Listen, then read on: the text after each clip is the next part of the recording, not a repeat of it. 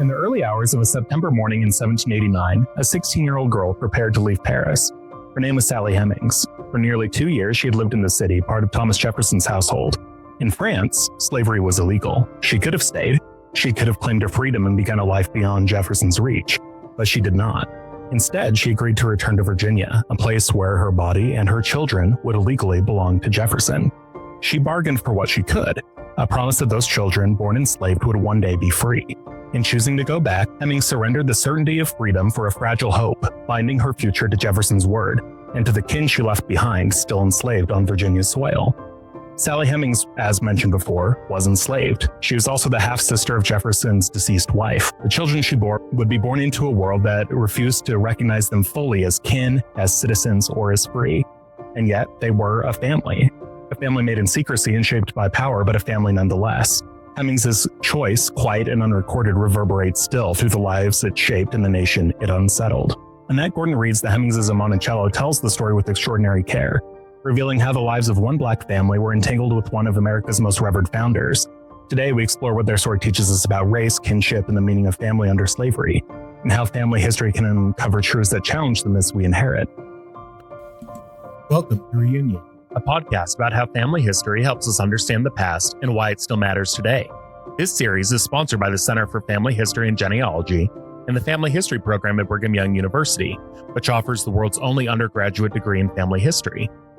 I'm Joey Stewart, and I'm here with my co-host and colleague Christopher Jones. We're both assistant professors of history and faculty in BYU's Family History Program.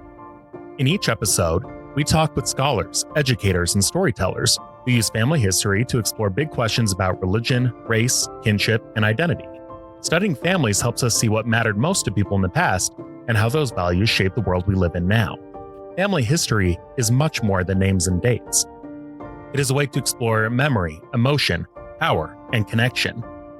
It gives historians a flexible method for understanding everything from slavery and power to religious conversion and cultural memory. This is Reunion. We're glad you're here.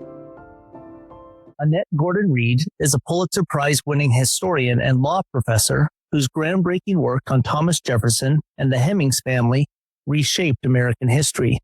She is the Carl M. Loeb University Professor at Harvard and the author of The Hemingses of Monticello and On Juneteenth. Her scholarship has earned nearly every major award in the humanities, including the Pulitzer Prize in History, the National Book Award, the MacArthur Fellowship, and the National Humanities Medal. I'm delighted to have you here with us today, Dr. Gordon Reed, and appreciate you taking the time out of your schedule to chat with us. I'm glad to be here. Your book, The Hemingses of Monticello, was one of my favorite reads in grad school 15 years ago. It explores the complex family dynamics between enslaved and enslaver through the lives of Sally Hemings, her kin, and Thomas Jefferson. I'm curious about how genealogical research helped you uncover these relationships. I had to do a lot of sleuthing. One of the things that we all know about slavery is that enslaved people who were mainly not literate, there were some who were, but were mainly not literate, did not have the opportunity to record their family history. There are no marriage bans published, birth announcements, those kinds of things. They appear in records very often as business records, as people on the plantation. And that could just be their first names, sometimes their birthdays, but not always. So it can be a tough thing to try to reconstitute family history for people who are not part of the official legal understanding of what family is supposed to be. Jefferson was an inveterate record keeper, so he did keep the names of enslaved people and birth dates and so forth. And this is part of the business of slavery and the way he chose to do it. So I had to piece things together by looking at people's names, relationships between people. Jefferson's family, for example, what we're dealing with is a family that is enslaved and there are fewer records, and a family that is very well recorded. The Randolph family, Jefferson's mother's side, is very well recorded in Virginia. And I found myself going through the genealogies of members of his family to try to figure out why her children were named what they were named. And it was interesting because you could, even aside from the particular story of Jefferson and Sally Hemings, we got to know a lot about the Randolph family and the branches of it by how they were named. I could tell at some point who belonged in what branch by looking at the names of their children. So that's really what, got me into genealogical tables and talking to genealogists and people and archivists to try to piece all these things together to try to figure all of this out. So it is a way of tracing families through how people recorded their connection to family by giving people the names of people who meant something to them and were important to them. People were very traditional about their naming. It makes it difficult sometimes because there are a lot of Marys, a lot of Marthas, a lot of the same names keep coming up, but it does give you some information. And it was useful to me because Sally Hemings' children, these are all Randolph-related names, except for James Madison. We know who James Madison was, but the William Beverly and Harriet and Eston, these are all names from his family. And unlike her siblings who all named their children for members of the Hemings family, she didn't get to name any of her children for members of her side of the family. Even though all of her siblings have a Sarah or a Sally, they named them for her, but she didn't get to reciprocate. And that's one of the fascinating things in reading Hemings' and Monticello. One of the parts that I really like is that you were doing research on John Wales, and you note that you could find these records or not find records within a certain time period in these British archives. And it helped me to think about tracing family lines, about how sometimes records are just not available, but also how sometimes records are deliberately obscured or undocumented due to slavery. What sort of resources did you rely on to be able to piece together things like naming and family history? Something that comes to mind is oral histories and actually listening to the African-American descendants of Thomas Jefferson. Well, listening to the oral history, the family history of members of the Hemings family, there's a project I'm sure you've heard of at Monticello called Getting Word, where they've been interviewing descendants of people who were enslaved at Monticello, not just Hemingses, but all the people who were there. And that gives you some insight into family connections. For me, as I said, it was really helpful that Jefferson kept records and kept these names, the names of enslaved people, including the Hemingses. And the Randolph family is so well researched that I was able to combine the people who are handicapped by slavery, not able to make their own records, combining what I could find from Jefferson's records, oral histories, and also from the official records of Jefferson's family. So it's a combination of all things together. There is no one place you can go to. And that was fun of it because it becomes like a detective story as you're trying to pull things together. And if you like to research and you like to find things out, it's less a chore than it is a challenge that you want to try to meet. We've talked a little bit about the difficulties of doing genealogical research for enslaved families. They don't exist in the legal records as we might traditionally think of them. They're not recorded typically on town birth registers. And so there's this sort of additional challenge to doing African-American family history and genealogical research. But there's also an emotional weight that comes with researching families in slavery as well. How do you approach that sort of emotional weight, Annette? Wow, it's tough. It's tough because you're thinking about people who are in this horrible circumstance, but sort of balancing out the problems of slavery, the horror of slavery, with the fact that they were in families. And these are people who loved each other and had connections to one another. So there's the wanting to recognize that and honor that and say, these are people, human beings in these circumstances, and try to recreate to say that there was at some point, there must have been joy at the birth of children and seeing children their first walk, all the kinds of things that a quote unquote normal family would have. But there's always this constant specter of, they don't have to remain together. One afternoon, I was in my office working on the section of the book talking about Mary Hemings, one of Sally Hemings' sisters, who asks Jefferson, when he returns from France, asks to be sold to a man named Thomas Bell. And she had been living with Thomas Bell and she'd had 2 children with him and she wanted to go and live with him. Thomas Bell's a white man, lived on a merchant in town in what was Charlottesville, the town, the little place that was Charlottesville. And she wanted to go live there with him with her 2 children. But she had 2 older kids. And Jefferson agrees. He sends a letter to his agent saying, basically, sell Mary to Tom as she wishes, along with her 2 youngest children, but not the 2 older ones. And I was thinking, wait a minute, Joseph Fawcett was the older one, and then Betsy. Betsy was about 10, and she must have been 14. And I remember sitting in my office and I just started crying because I thought, those ages would have been the ages where they would have been considered adults, right? I had 2 children and I remember what they were like when they were that age, what they were like about me, how they felt about me at that age. And even though Charlottesville is not that far from Monticello, I still would not have wanted to be separated from my mother when I was 10, 12 years old or 14 years old. It was an unexpected response, but you're constantly trying to do the work and, keep that at bay. You have to think about it intellectually and all the work that you have to do and pulling all these things together in your mind, but the heart is there as well. And because you can't help but compare your circumstances to theirs. And particularly since I'm African American, I realize that this is my family history too, that these kinds of scenes, these things happened in my family, would have happened in my family. And I just started crying. I had to sort of compose myself. And then, okay, now you got work to do. It weighs very heavily on you if you let yourself, and you have to, at some, you don't want to totally divorce yourself from it. Let yourself see these as human beings who are in this unimaginable situation. I try and stress with students just how difficult it can be to hold the human being in your mind, but also in your heart at the same time, to try and make sense of the choices that they made or what choices were or were not available to them. We have to recognize that the person had emotions, that they had to make choices, that they grieved. And I'm thinking about how to help students to make those inferences, to feel, but to feel in a thorough and a fact-based way. Because in doing African-American family research, there are not as many documents as we would like. And often the documents that are there are created by people who were white supremacists. And so one of the things that I would love to ask you is, how do you work at trying to figure out how the Hemingses were making decisions within the worlds that they lived, while also recognizing the limitations of the sources that allow you to say things as definitively as maybe you would like to?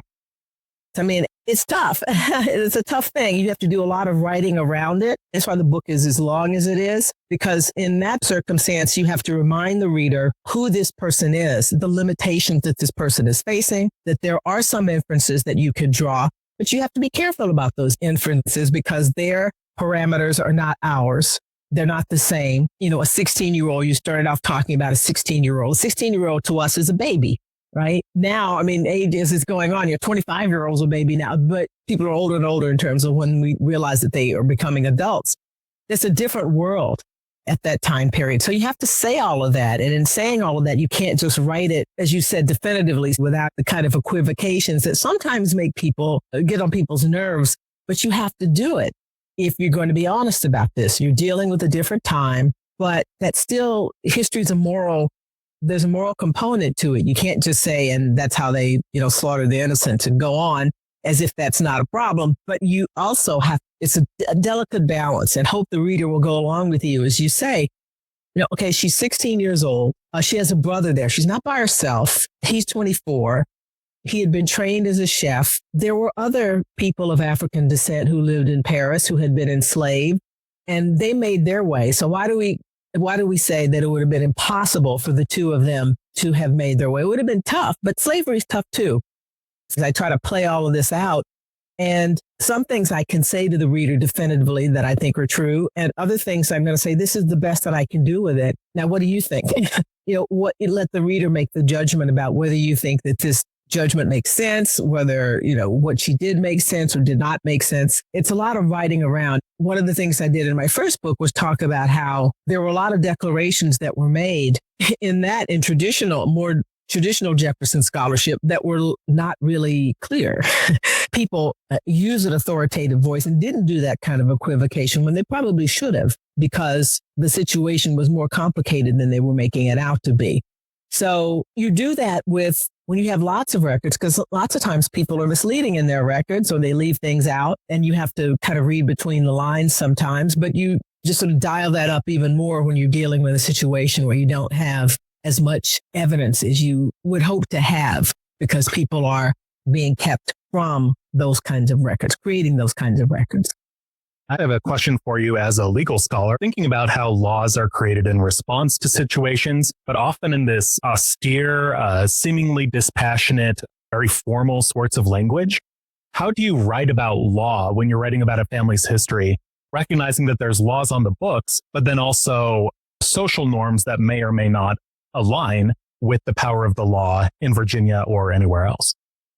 Well, you remind people that there's law in the books and law on the ground. And there was then and there is now. You could say there are really drastic laws against drug use or whatever. And so therefore nobody uses drugs or whatever before they were decriminalized. You can give examples from your own time to know that there are all kinds of arrangements that people have. And so what you want to do is to mention the law. Law is still important because sometimes it will in fact be enforced. In some of my writings, I've talked about the fact that for interracial couples, people who could be called couples at the time, people who everything sort of indicates that they were living together because they wanted to live together, but could not marry. As long as they didn't do things that put them out into the public. One of Sally Hemings' relatives is living in Charlottesville, not married, but a collateral relative. And they start buying property together, she and the man. And then that's when they got in trouble. People brought suits against them. They'd lived together and everybody knew that they were having kids together. That was not the problem. The problem is they started doing things that tried to make themselves look like they were official people. And then that's when the law came down. So law is operating there. It's sort of a backdrop. It's always, something overhead that can swoop down on you if you step out of line. But for the most part, people mind their business if you're not bothering them or if you're not doing things that they think will challenge the sort of normal understanding of family, the normal understanding of marriage. So they leave them alone. So you point that out, that the difference between law on the ground and law on the books, which both of them are powerful things. The law on the ground operates powerfully in the day-to-day lives of people who are able to sort of go along without feeling the force of the law. But when they step out of line, as I said, or do something that annoys people, or they're taking too many liberties, then the law can come in and swoop down. I'm teaching a class on family and law in American history this semester, and that is one of the key takeaways I keep on trying to get students to think about is both here's what the law says, and then here's how that law operates in people's lives on the ground. Here's how it's enforced, and here's how people observe or don't observe that law. Let me ask you a question. What do you wish you had known about genealogical research before beginning this project? Well, how fun it is. I'd never done any genealogical research.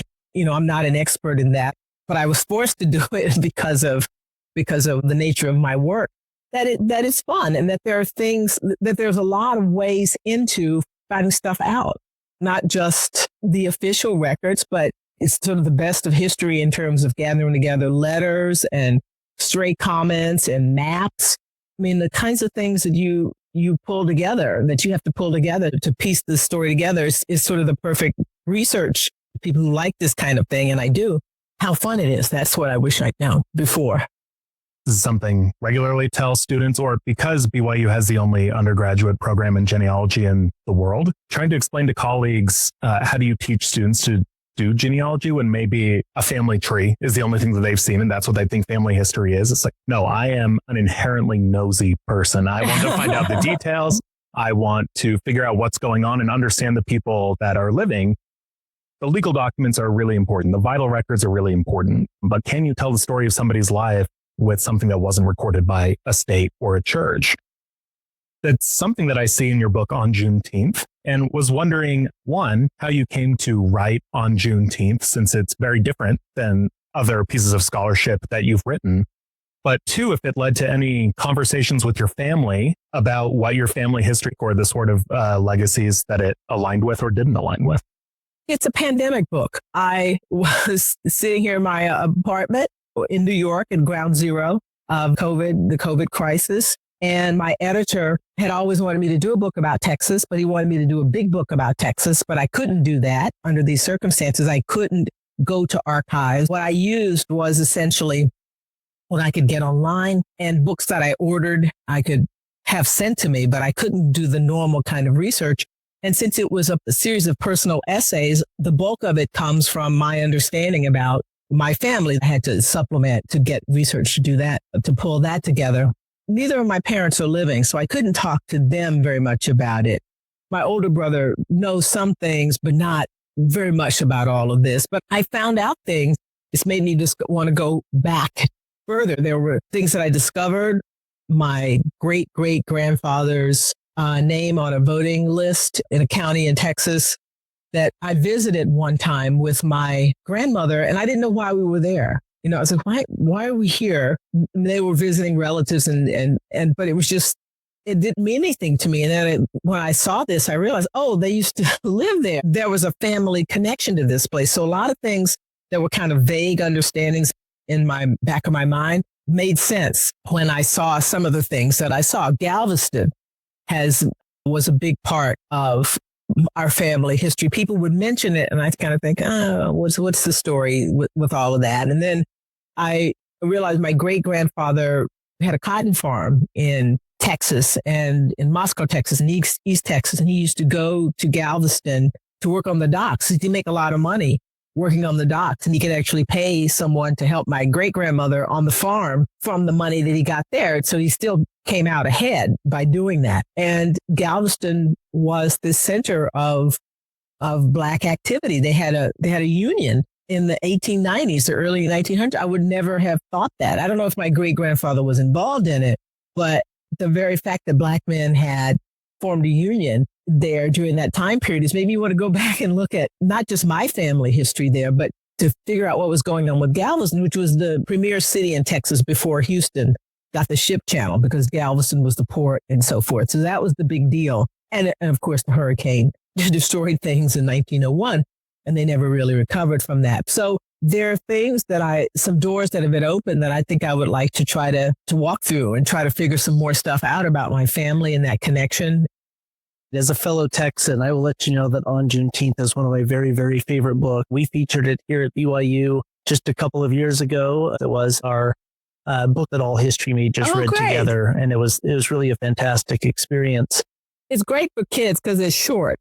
Yes, it was good for the students. That is absolutely right. They did like that. The little short thing part short, of it. But a really engaging read too, right? That blends history with memoir and even family history. I'm curious about how your own historical training, your own scholarship influenced the more personal nature of the essays that you write on Juneteenth.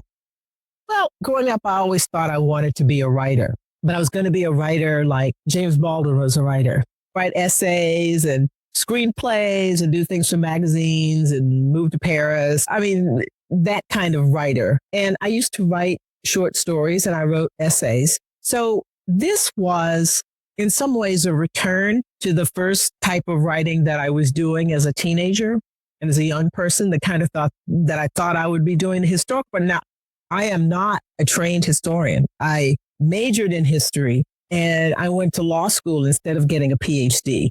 And when I thought about going back to get a PhD, I had written my first book and people said, well, you've written a book. So why don't you just continue with that rather than go back and try to do this? So now I wrote the books and then I became a historian. So my training really has just been reading a lot. Reading a lot of history. I would say, Winthrop Jordan's book, White Over Black, I've always mentioned that as a major influence upon me, which is not like On Juneteenth. That helped me with the history. But the other writing really was just, the writing for Juneteenth really was a throwback to me for a way I had been writing before I actually began to do history, which I thought I would be doing, the more personal thing, the more contemplative as opposed to histories.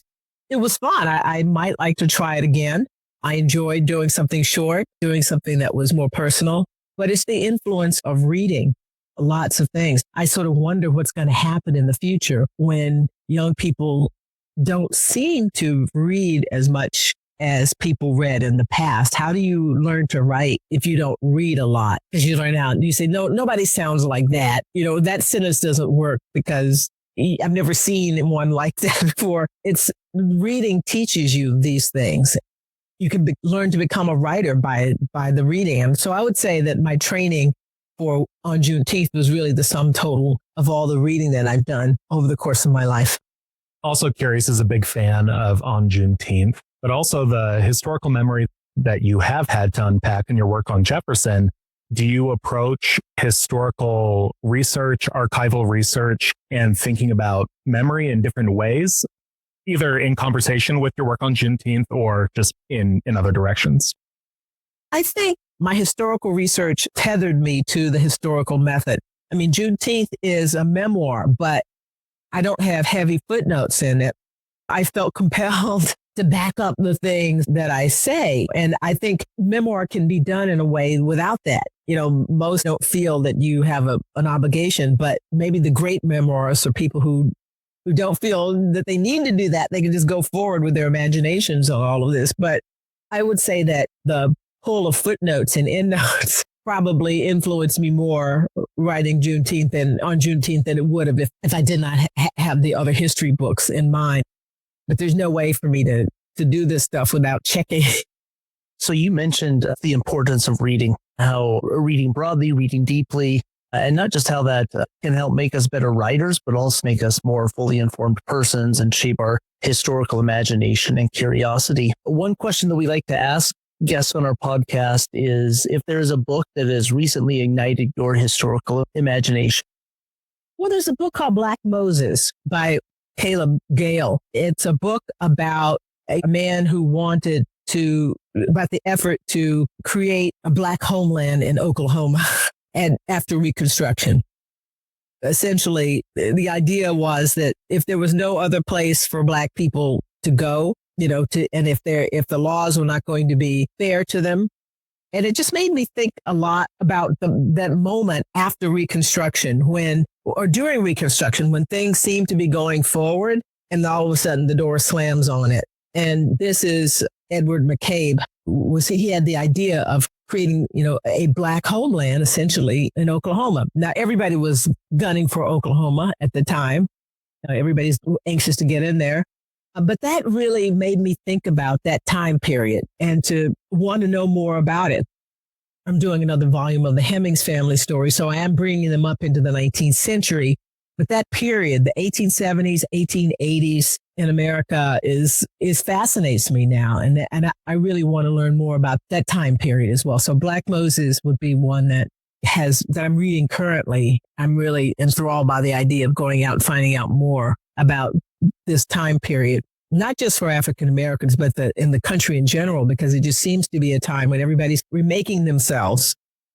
Everything's been destroyed, and now we have to do something new and to figure out how different groups of people tried to do that. Annette Gordon-Reed, thanks for joining us on the reunion today. I'm glad to be here. Thank you for inviting me. Thanks for joining us on Reunion. Family history isn't just about names and dates, it's about relationships and how those relationships have shaped laws, power, and the structures that govern our everyday lives. If you enjoyed today's conversation, please leave a review on your favorite podcast platform and subscribe to our YouTube channel. It really helps others find the show. We'll be back soon with more discussions about why family history matters, because family history is history.